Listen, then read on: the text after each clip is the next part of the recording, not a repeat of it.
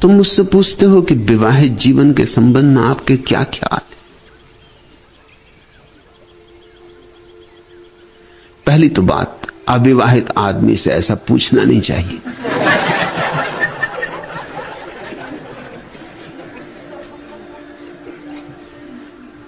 विवाहित आदमी से पूछना चाहिए। हालांकि विवाहित आदमी भी अगर पत्नी मौजूद हो तो पति सच नहीं बोल सकता, अगर पति मौजूद हो तो पत्नी सच नहीं बोल सकती, या डर भी हो कि दूसरे को पता चल जाएगा तो भी सच नहीं बोला जा सकता। टॉलस्टॉय, चेखव और तुर्गनेव, रूस के 3 बड़े विचारशील लेखक एक बगीचे में बैठ के गपशप कर रहे थे। बात विवाह की उठ गई। बात भी कहां है और इस दुनिया में। अब बोलो यहां तुम आध्यात्मिक सत्संग करने आए, बात विवाह की उठा ली। विवाह का भूत तुम्हारे पीछे पड़ा होगा। विवाह की बात उठ गई।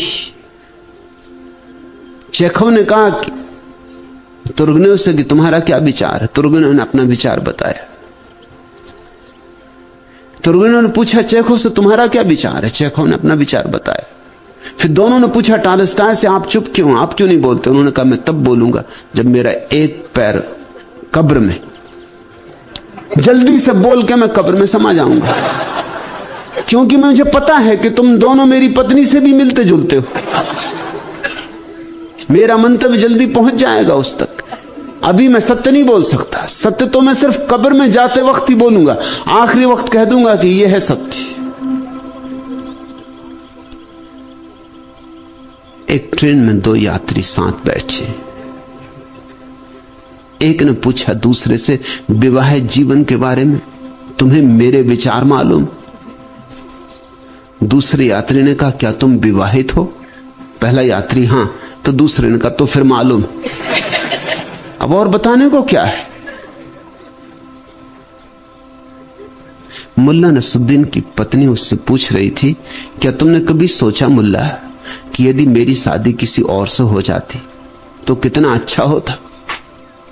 मुल्ला ने उत्तर दिया नहीं, मैं किसी व्यक्ति का बुरा क्यों चाहने लगा।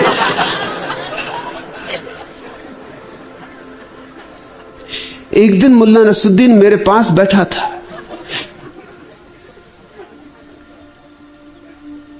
अखबार सामने पड़ा था। शिमला की तस्वीर छपी थी, सुंदर झील, सुंदर पहाड़ियां।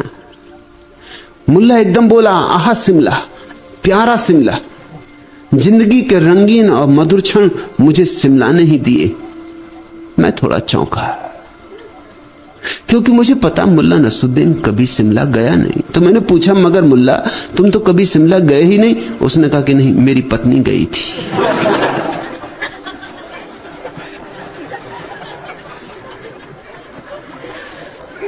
एक आदमी मुझसे आके पूछा कि भगवान आपके आश्रम का कोई युवक नियम भंग करके शादी कर ले तो आप उसे क्या सजा देते। मैंने कहा कुछ नहीं। उसने कहा क्यों। मैंने कहा वही उसकी सजा है। और बेचारे को सजा इतना पर्याप्त है, अब भोगेगा।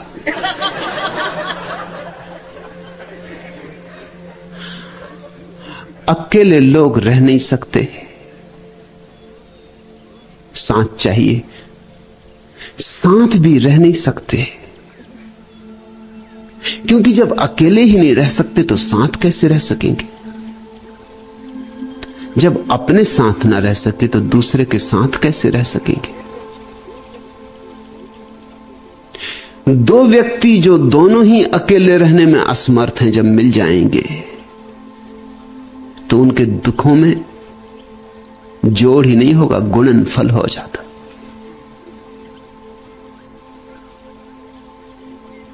और यही हो रहा है विवाह के नाम पर।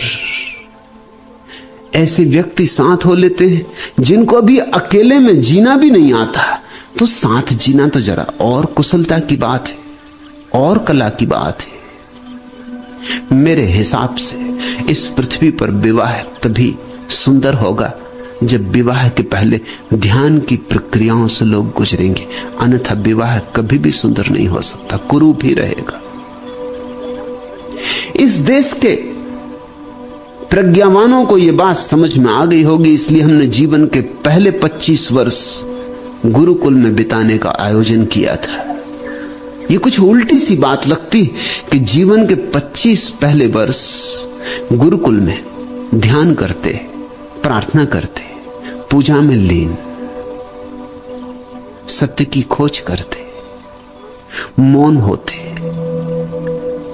एकांत का रस अनुभव करते।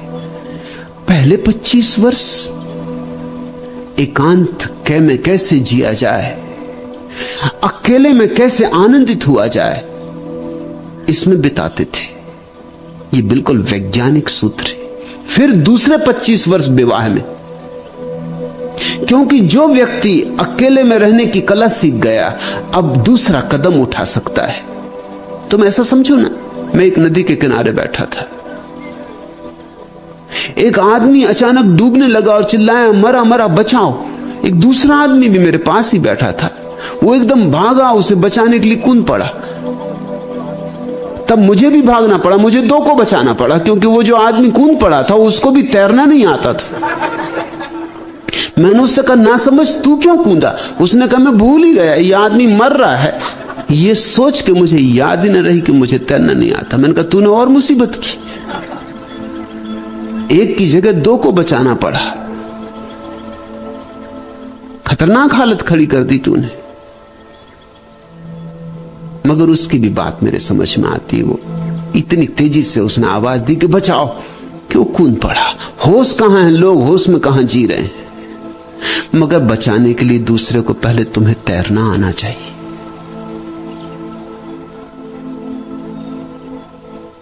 पच्चीस वर्ष इस देश के प्रज्ञावान पुरुषों ने कहा था, प्रत्येक को गुरुकुल में बिताने चाहिए।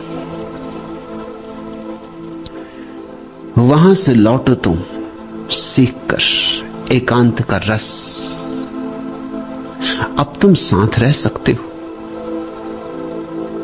क्योंकि अब दोनों के पास एकांत का रस है और दोनों रस बांट सकते। अब आदान प्रदान हो सकता है, अब संवाद हो सकता है। इस देश ने विवाह को एक अनुपम सौंदर्य दिया था जो दुनिया में कोई देश कभी नहीं दे पाया। इस देश की दुनिया को जो कुछ देन है उनमें विवाह भी एक था, अब नहीं है, कभी था। अब तो टूट गई सारी व्यवस्था।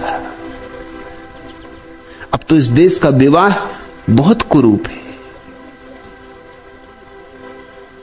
लेकिन कभी हमने प्रयोग किए थे, हिम्मत के प्रयोग किए थे। पहला पाठ, अपने साथ होना सीखो। इतने मस्त तुम्हें अकेले में होना चाहिए कि दूसरा ना हो तो तुम्हारी मस्ती में बाधा ना पड़े। तुम्हारी मस्ती दूसरे पर निर्भर नहीं होनी चाहिए। जब दो ऐसे व्यक्ति मिलते हैं जिनकी मस्ती एक दूसरे पर निर्भर नहीं है, तो दांपत्य घटता है। तब वे एक दूसरे के गुलाम नहीं है, ना एक दूसरे के मालिक है। खलील जिब्रान ने कहा है, प्रेमियों को ऐसे होना चाहिए जैसे मंदिर के दो स्तंभ, पास पास खड़े फिर भी दूर दूर, एक ही छप्पर को संभाले फिर भी दूर दूर। प्रेमियों को ऐसा होना चाहिए जैसे मंदिर के दो स्तंभ, खूब निकट, एक ही छप्पर को संभाले। एक ही प्रेम का छप्पर संभालना है, लेकिन दूर दूर। बहुत पास आ जाएं अगर मंदिर के स्तंभ, मंदिर गिर जाएगा। थोड़ा फासला चाहिए, और फासला तभी हो सकता है जब पर निर्भरता ना हो। स्वतंत्र व्यक्ति ही फासला रख सकते, परतंत्र व्यक्ति तो एकदम चिपटते हैं एक दूसरे से, एक दूसरे को पकड़े रखते, एक दूसरे पर नजर रखते हैं कि कहीं दूसरा यहां वहां निकल के बच ना जाए, कहीं भाग ना जाए। पत्नी जांच पड़ताल करती रहती कि पति कहीं किसी और स्त्री के रस में तो नहीं डूबा जा रहा है।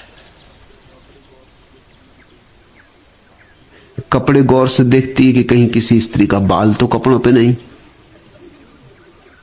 मुल्ला नसरुद्दीन की एक स्त्री, उनकी स्त्री एक सांझ एकदम कपड़े देख कर रोने लगी, जोर जोर से छाती पीट कर रोने लगी। मुल्ला ने कहा आज क्या है? आज तो कोई बाल भी नहीं। उसकी पत्नी ने कहा इसलिए रो रही हूं। तो अब तुमने गंजी स्त्रियों के साथ जाना भी शुरू कर दिया।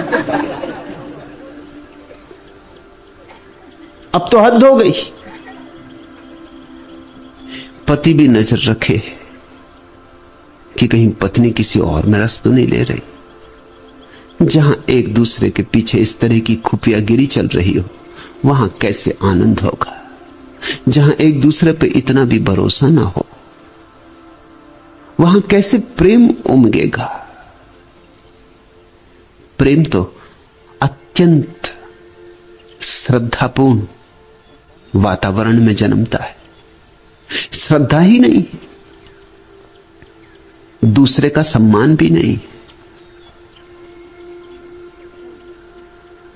और दूसरे पर निर्भरता इतनी ज्यादा है कि पकड़े रखो, एक दूसरे की जंजीर बन जाओ। तुम ठीक ही कहते हो जब निमंत्रण पत्र इत्यादि अपने बेटे बेटियों के छपवाते हो कि मेरा बेटा प्रणय बंधन में बंधने जा रहा है। तुम्हें कुछ अकल है? प्रणय तो मुक्ति होनी चाहिए, बंधन नहीं। ये कोई जंजीर है कि विवाह के बंधन में बंधने जा रहा, मगर ऐसे तुम सच ही कह रहे हो।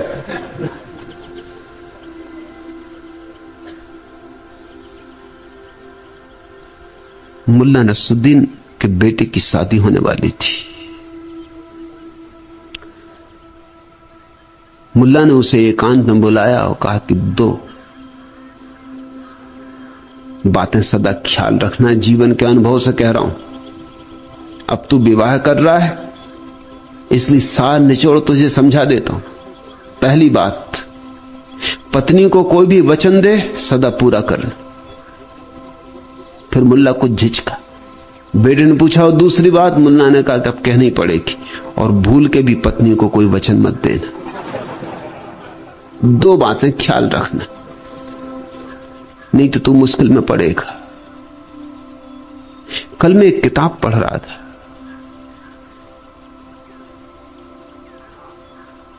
अद्भुत किताब है। किताब है असत्य बोलने की कला।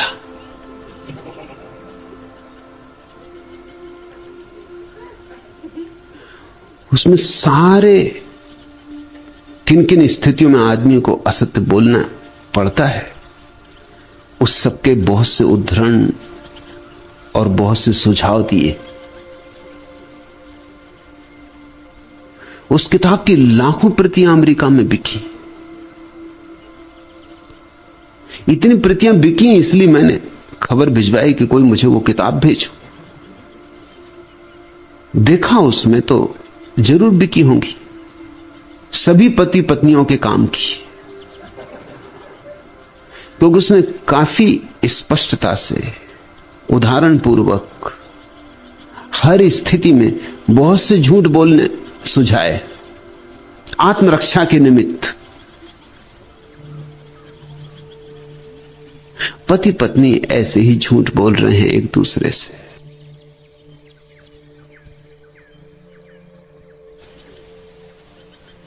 जिनके बीच सत्य भी नहीं है, उनके बीच आनंद कैसे होगा? जिनके बीच एक दूसरे के प्रति संदेह ही संदेह है, उनके बीच संबंधी क्या होगा?